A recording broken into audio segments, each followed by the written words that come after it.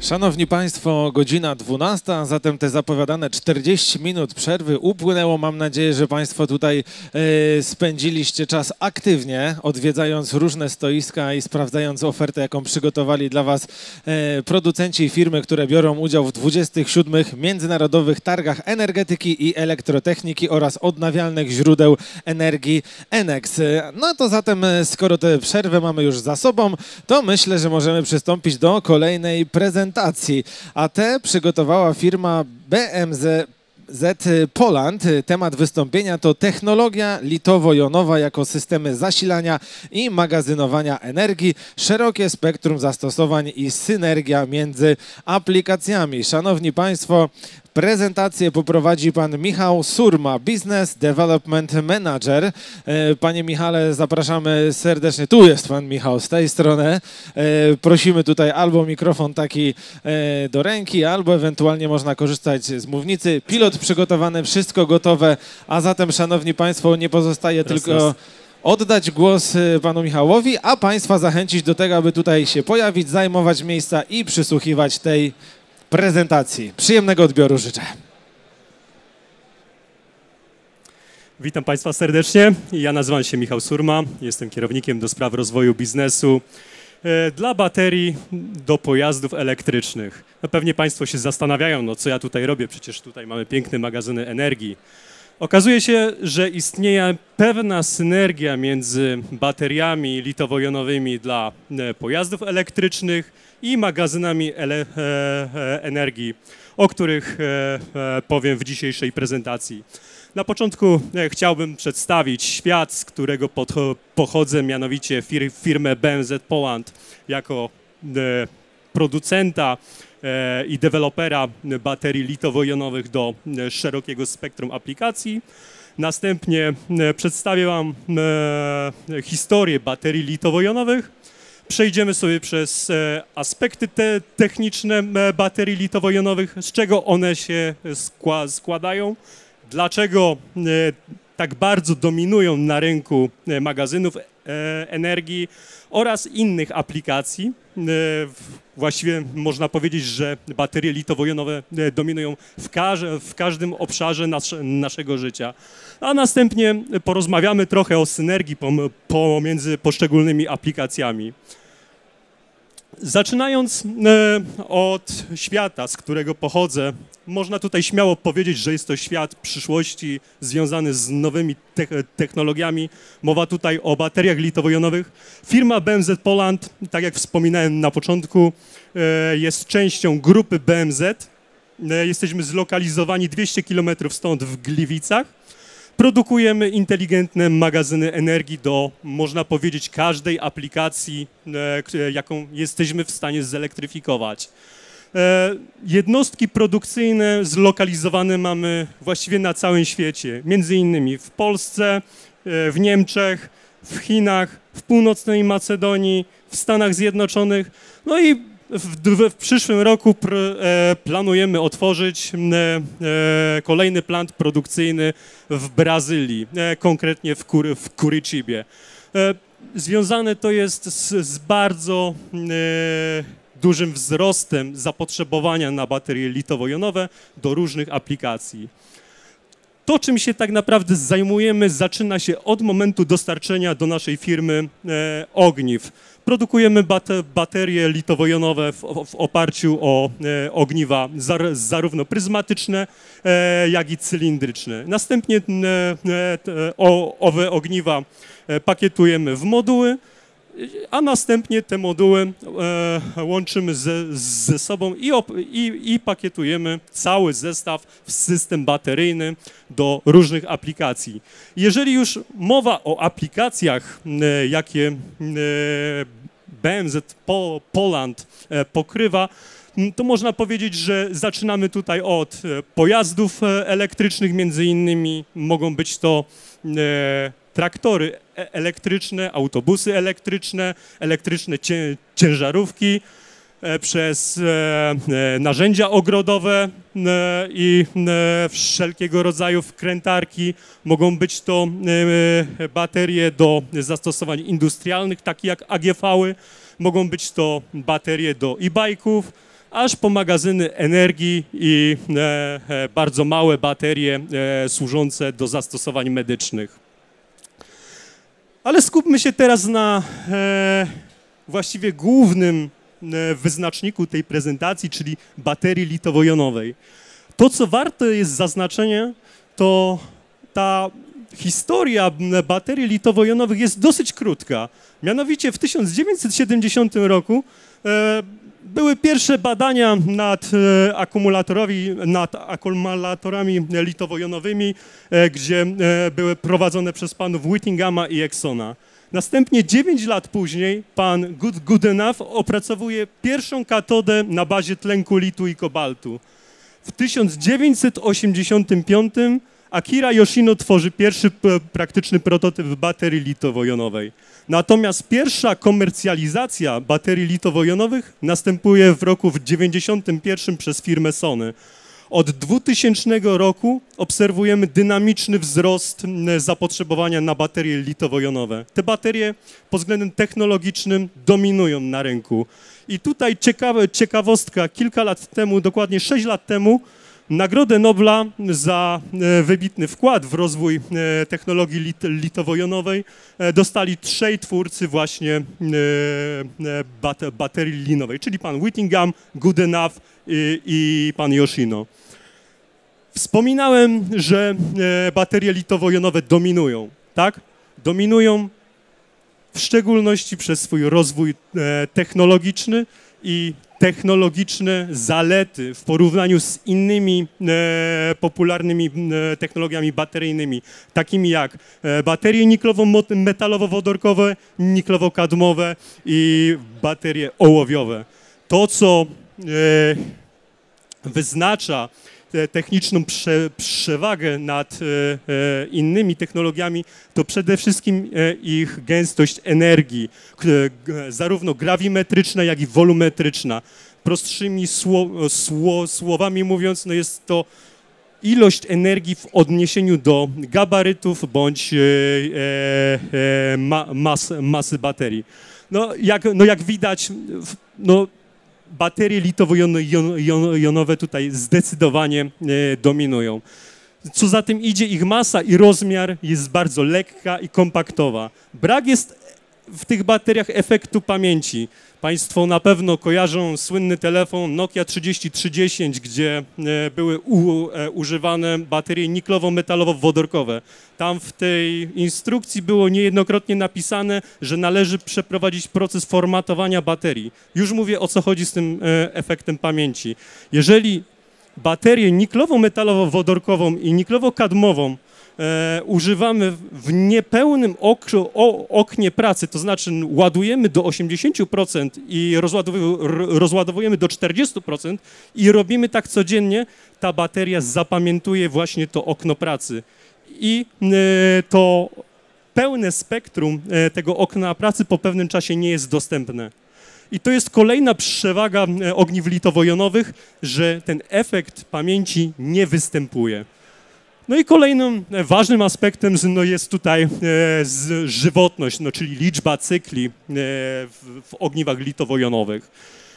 Co warte zaznaczenia jest, ogniwa litowo-jonowe mają znikomy wpływ na środowisko zewnętrzne.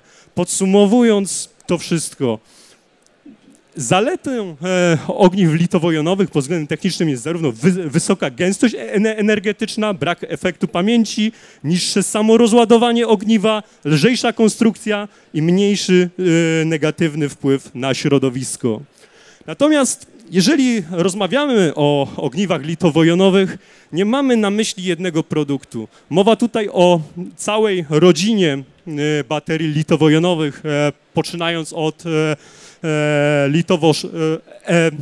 od technologii LFP przez LTO, LMO, LCO, NMC. Cały czas na rynku widzimy rozwój chemii, które konkretnie dopasowują się do potrzeb poszczególnych aplikacji. Jeżeli teraz porównamy poszczególne technologie, widzimy różnice pomiędzy poszczególnymi chemiami na podstawie gęstości energetycznej.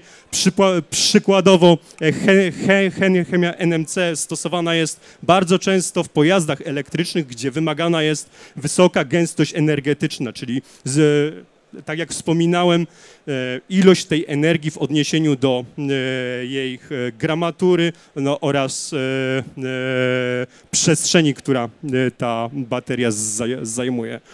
Mamy też technologię LFP, która często jest stosowana w magazynach energii. No tutaj istotną zaletą tej technologii jest żywotność. No natomiast widzimy, że gęstość energii dla technologii LFP jest trochę niższa. Natomiast tak jak wspominałem, ta technologia ciągle się rozwija i LFP zaczyna mocno wchodzić w obszar pojazdów elektrycznych.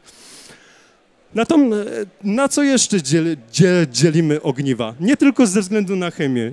Dzielimy również na kształt ogniw. Wyróżniamy ogniwa cylindryczne, tak zwane paluszki, które na dzień dzisiejszy istnieją w trzech takich bardzo popularnych rozmiarach: 18650, 21700 i 4680. Wyróżniamy ogniwa pryzmatyczne, które są bardzo popularne w pojazdach, w bateriach do pojazdów elektrycznych. No i wyróżniamy również trzeci rodzaj, tak zwane pouche, czyli bez twardego casingu, bez metalowej obudowy, którą gwarantuje ogniwo pryzmatyczne.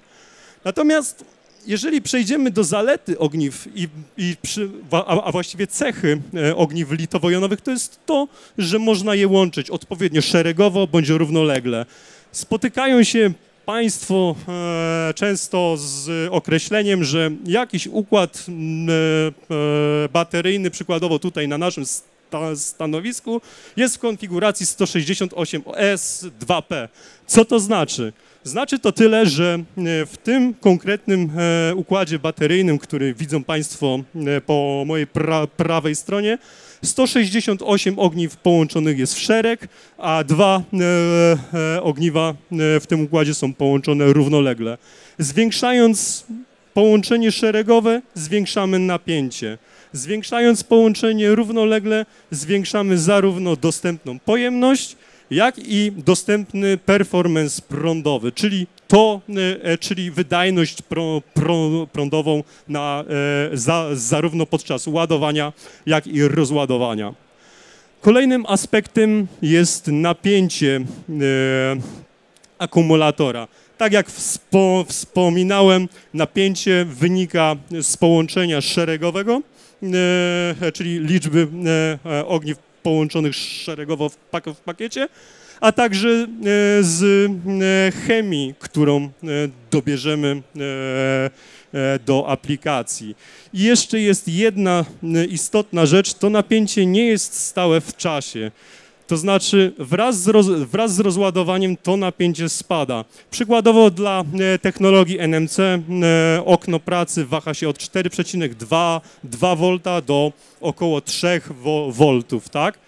I często spotykamy się z pojęciem napięcia nominalnego. To nic innego jak połowa napięcia tak zwanego OCV. No, czyli jeżeli wyznaczymy sobie na osi X stan naładowania, to w połowie stanu naładowania przy otwartych elektrodach możemy sobie wyznaczyć właśnie napięcie nominalne. I dotykamy kolejnego aspektu, mianowicie C-rate. C-rate to nic innego jak prąd jednogodzinny. Znaczy to, ile w ciągu jednej godziny może dostarczyć nam prądu podczas rozładowania bądź ładowania dana bateria. 1C oznacza, że zarówno 1 amperogodzina, jak i 100 amperogodzin, 100 amperogodzinny akumulator naładuje się w godzinie. Tylko dla pierwszego oznaczać, że będzie to wartość 1 ampera, a dla pojemności 100 amperogodzin mówimy o prądzie rzędu 100 amper. No i teraz dotykamy tematu pojemności. Często pojawia się pytanie, mówimy, po prawej mamy przedstawione baterie do heavy duty automotive, konkretnie do autobusów elektrycznych, która ma pojemność nominalną w okolicach 116 Ah. I pytanie jest następujące, czy jeżeli weźmiemy sobie 6 sztuk powerbanków 20 Ah, to czy te powerbanki w sumie dadzą nam więcej energii aniżeli ta bateria? No teoretycznie tak, no tu będziemy mieć przecież 120 Ah versus 116 Ah baterii do pojazdów elektrycznych, tak? No nie do końca. Najważniejsza jest energia nominalna. Energia nominalna to nic innego jak iloczyn napięcia nominalnego i pojemności nominalnej. Biorąc pod uwagę energię nominalną 6 powerbanków 20 Ah, rozmawiamy tutaj o 74 watogodzinach. Natomiast biorąc pod uwagę całkowitą energię akumulatora do pojazdów elektrycznych z napięciem ponad 640 V, mówimy o energii nominalnej 72,4 kWh. I właśnie tym konkretnym parametrem powinniśmy się posługiwać. I kolejnym aspektem jest bezpieczeństwo systemu bateryjnego. Tutaj posłużyłem się cytatem, że podczas projektowania pakietu baterii należy pamiętać, że prawie każdy komponent w pakiecie baterii lub systemie ma na celu ochronę ogniw litowo-jonowych. I w 100% podpisuję się pod tym cytatem.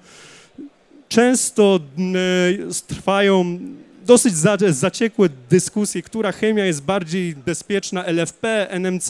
No nie do końca moim zdaniem powinniśmy iść tą drogą, bo my kupujemy baterię, która jest obudowana elektroniką zabezpieczającą tą baterię. Kupujemy baterię, która ma zintegrowany ze sobą thermal management system, czyli układ chłodzenia. Kupujemy baterię, która ma obudowę, tak, która zabezpiecza przed aspektami mechanicznymi i negatywnym wpływem środowiska. Więc te wszystkie układy wpływają na bezpieczeństwo baterii. Jeżeli przejdziemy sobie teraz do takich podstawowych komponentów baterii, myślę, że ten slajd odpowiada na pytanie, na pytanie, jakie są podstawowe komponenty baterii EV. No przede wszystkim no jest to moduł bateryjny, w tym konkretnym przykładzie jest w konfiguracji 12 jest 2P, który pełni rolę serca danej baterii. Składa się również z BMS-a, czyli komputera, który pełni funkcję mózgu zabezpieczającego od strony elektrycznej daną baterię. Bateria jest oczujnikowana czujnikami prądu, napięcia. BMS steruje stycznikami, tak aby ją odpowiednio włączyć. Mamy manual safety disconnector, który rozłącza obwód wysokiego napięcia podczas transportu, a także rezystor precharge, który służy do wyrównania potencjałów pomiędzy aplikacją a baterią. I tak jak wspominałem na początku, podstawową cechą baterii jest pakietowanie.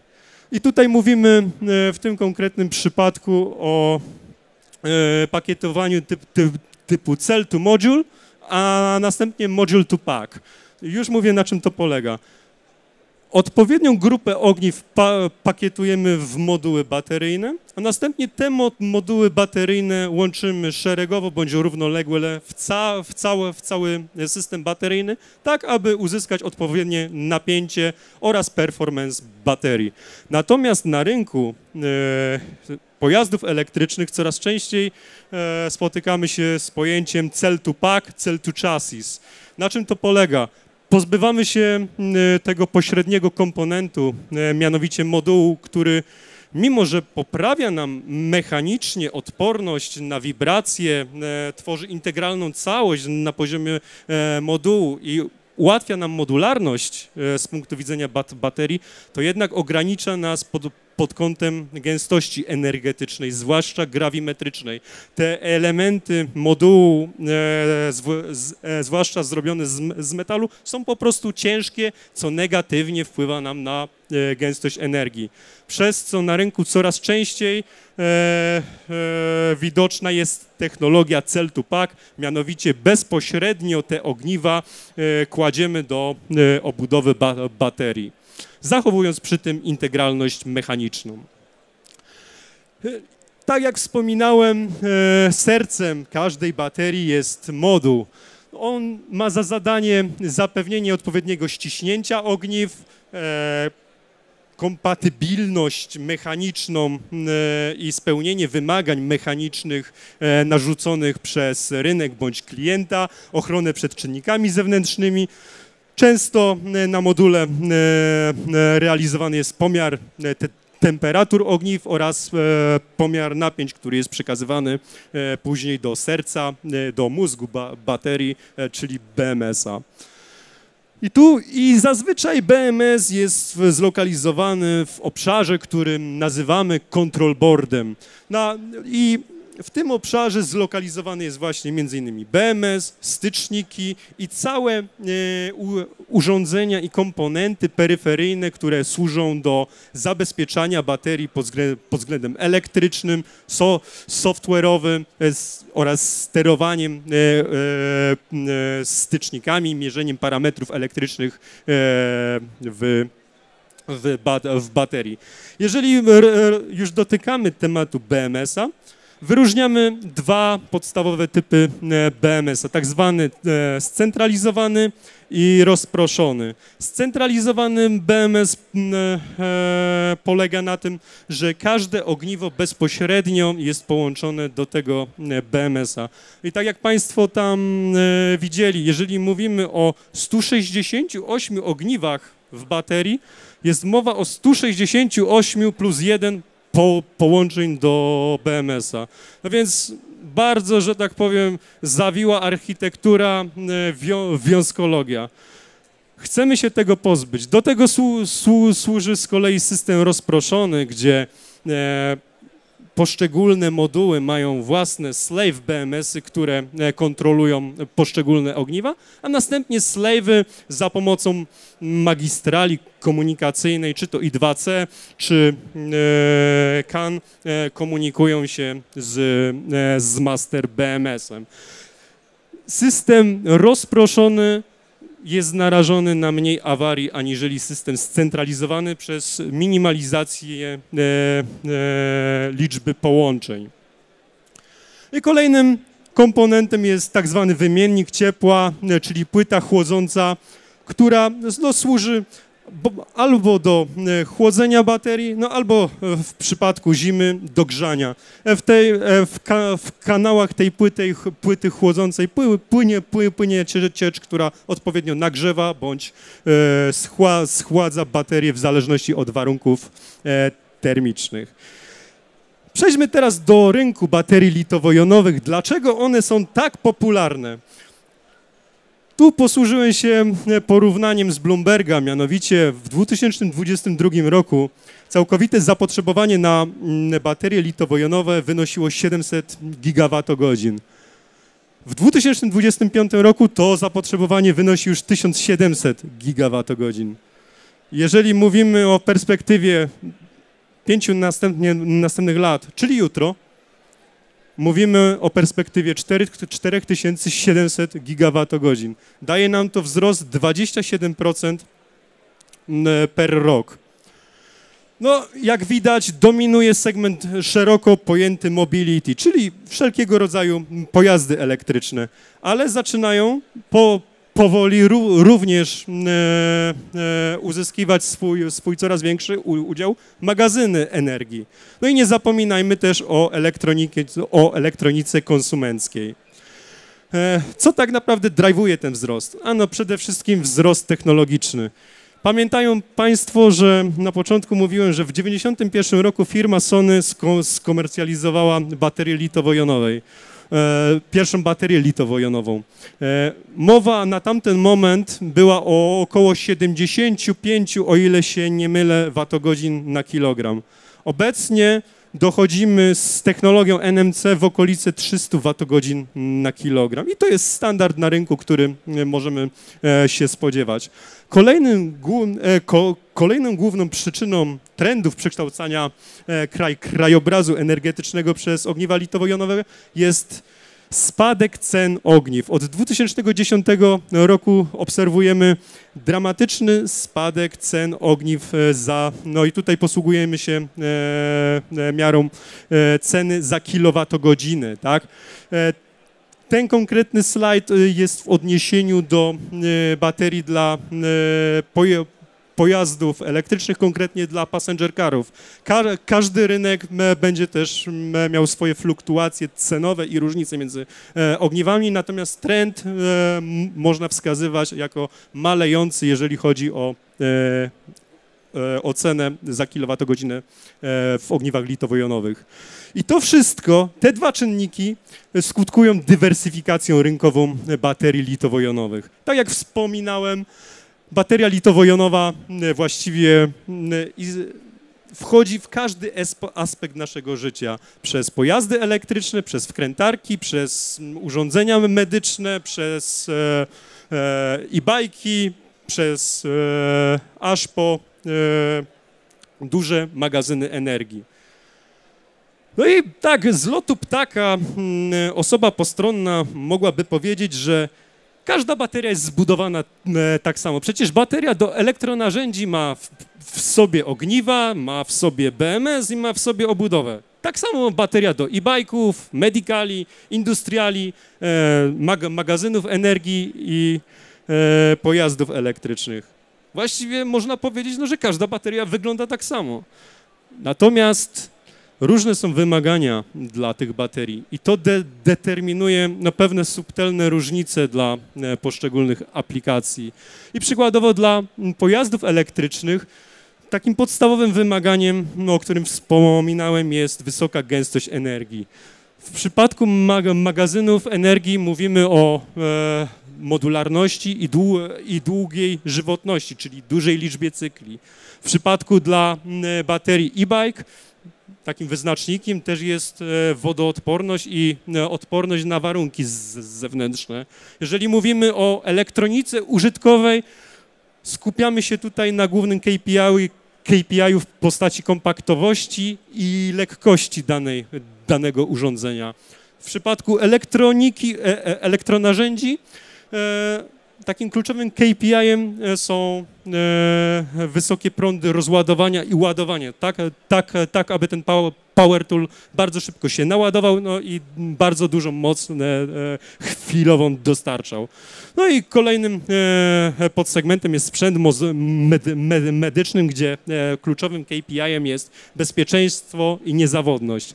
Natomiast pomiędzy tymi wszystkimi podaplikacjami istnieją pewne synergie i technologie z EV często przeplatają się z innymi rynkami, takimi jak magazynowanie energii, zwłaszcza, ale często też technologie z elektronarzędzi, czyli wysoko wydajne ogniwa pod względem prądowym trafiają do EV.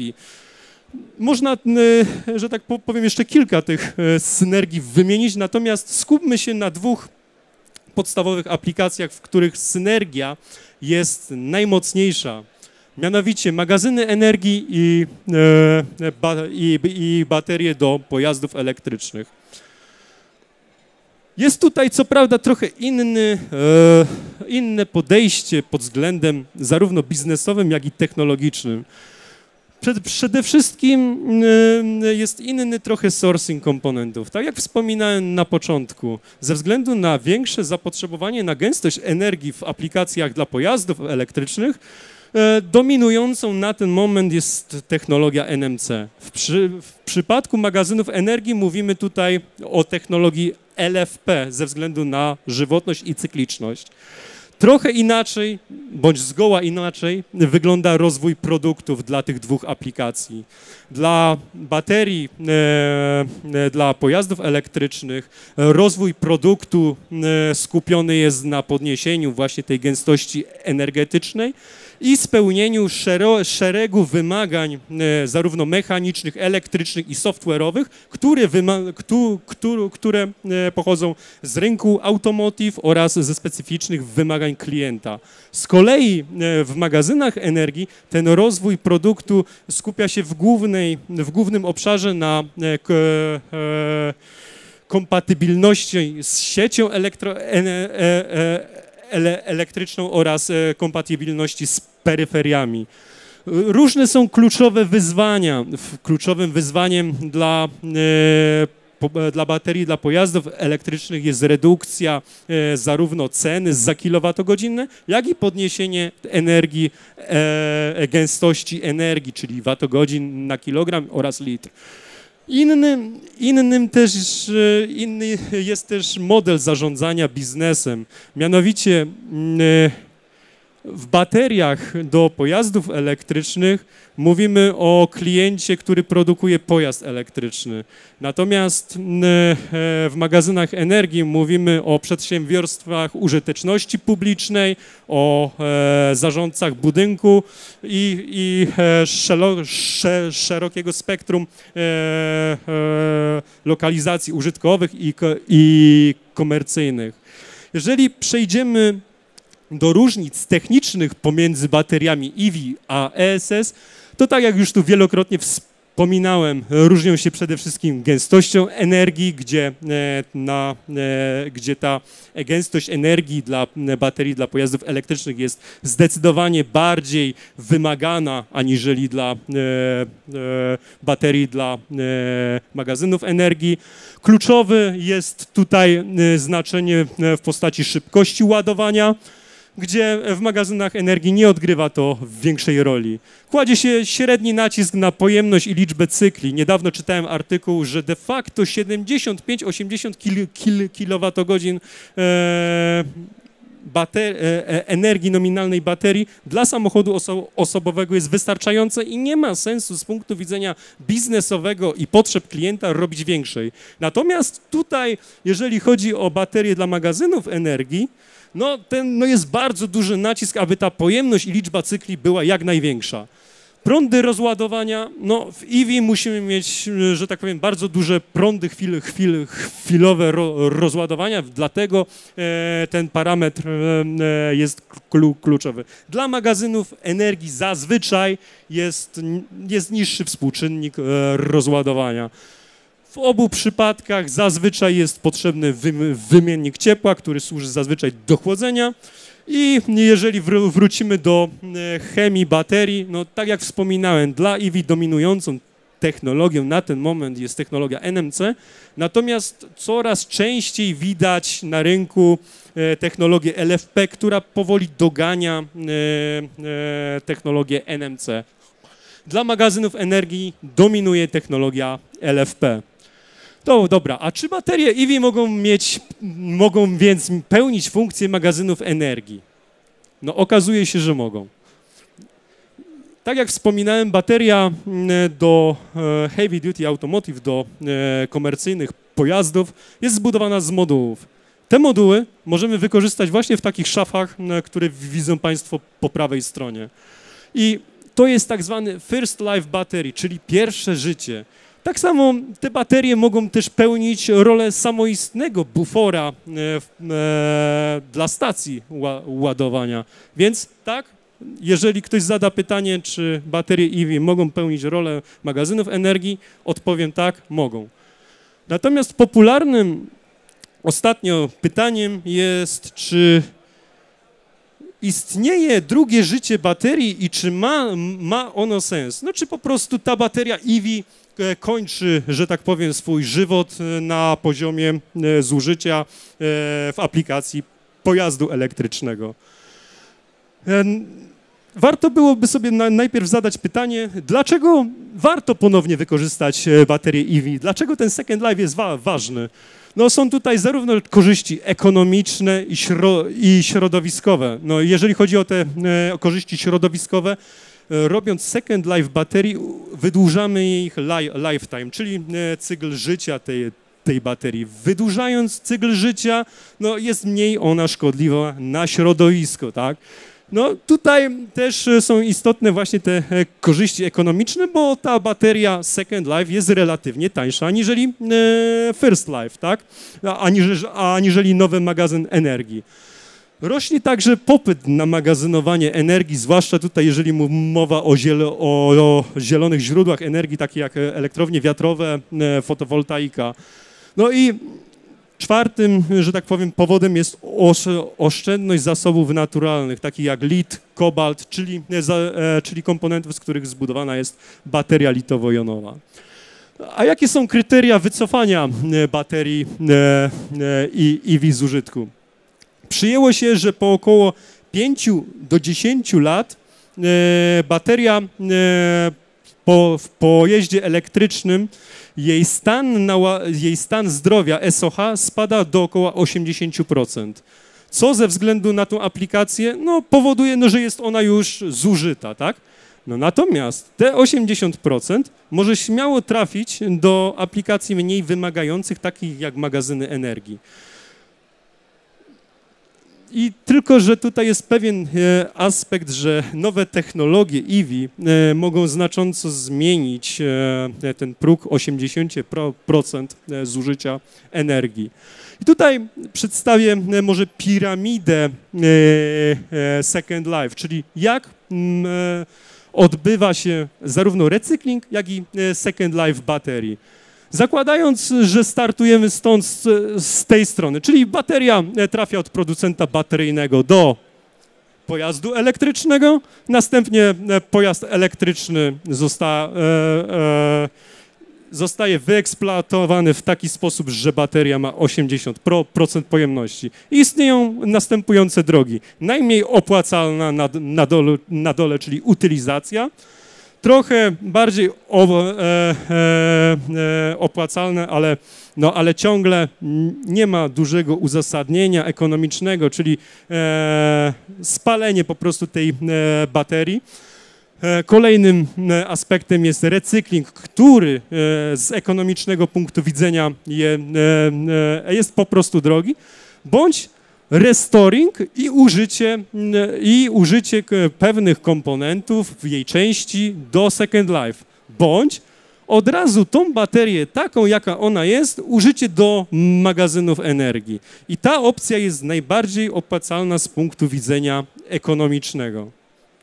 I możliwe zastosowania po wycofaniu EV to tak jak jest tutaj pokazane,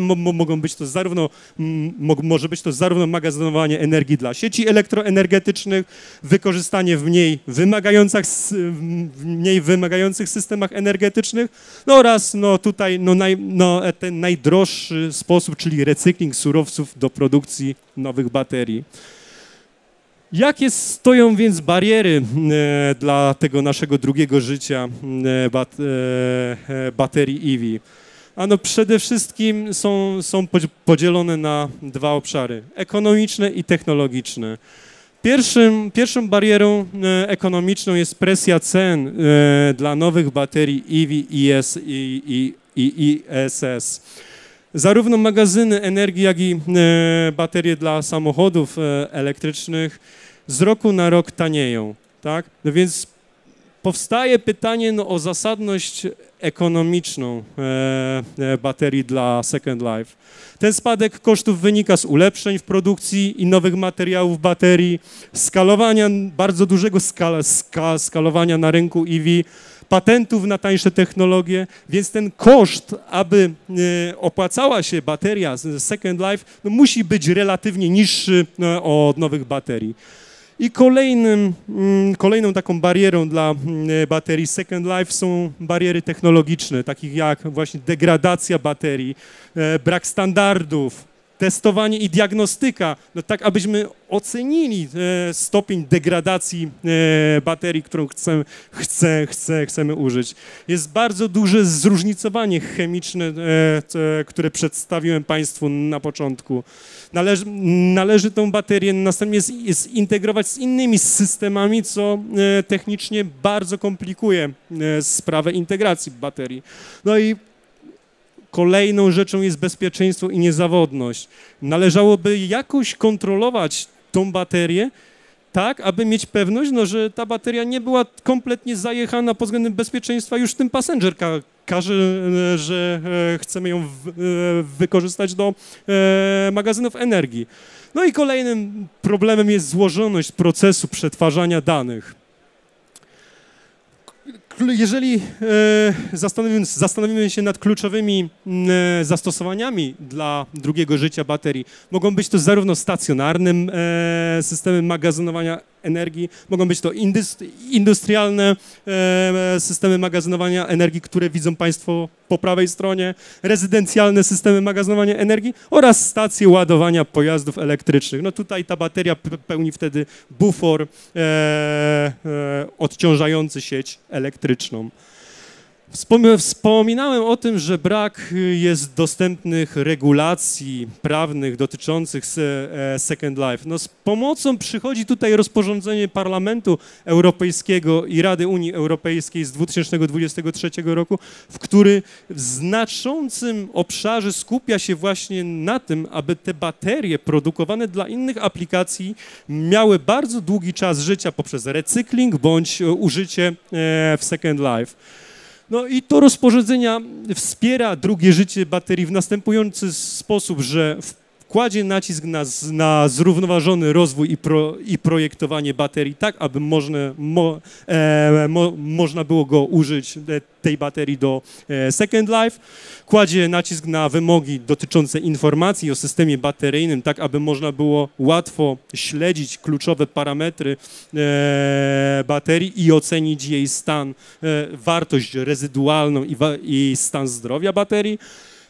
Kładzie nacisk na standardy bezpieczeństwa, zarządzanie odpadami i recykling, no oraz istotnym rzeczą jest śledzenie i raportowanie tutaj między innymi wszelkie dane techniczne będą zawarte wkrótce w paszporcie bateryjnym danej baterii do pojazdów elektrycznych. No, jeżeli miałbym określić przyszłość rynku bateryjnego drugiego życia, no to przede wszystkim są bardzo duże przemiany w przemyśle motoryzacyjnym i to znacząco wpływa na zapotrzebowanie na baterie Second Life. Są obecne inwestycje w technologię magazynowania energii. Okazuje się, że rynek magazynowania energii będzie rosnąć, tak samo jak rynek baterii do pojazdów elektrycznych. Coraz bardziej kluczową rolę ma regulacja prawna i polityczna, no, co przedstawiłem na slajdzie związanym z rozporządzeniem z Unii Europejskiej dotyczącym baterii. No i tutaj kładzie się też nacisk na cyfryzację i automatyzację procesów, tak aby poprawić jak najbardziej cały proces Second Life baterii. Jeżeli miałbym podsumować to wystąpienie, to podsumowuję je w trzech punktach, które Państwo widzą. Przede wszystkim synergia pomiędzy aplikacjami EV i ESS w obszarze baterii litowo-jonowych ma ogromny potencjał zarówno pod względem ekonomicznym, jak i środowiskowym. Myślę, że ten pozytywny aspekt no, jest tutaj głównym punktem dla baterii Second Life i synergii pomiędzy bateriami EV i ESS. I wykorzystanie baterii EV w systemach magazynowania energii może przyczynić się do zwiększenia zrównoważonego rozwoju, obniżenia kosztów i poprawy efektywności energetycznej. No, kluczowe wyzwania obejmują rozwój standardów, poprawę technologii oraz optymalizację cyklu życia baterii. Bardzo dziękuję. Jeżeli Państwo będą mieli pytania techniczne bądź biznesowe związane z bateriami litowo-jonowymi, to zapraszam tutaj na stoisko obok. Nasi eksperci na pewno pomogą w udzieleniu pytań.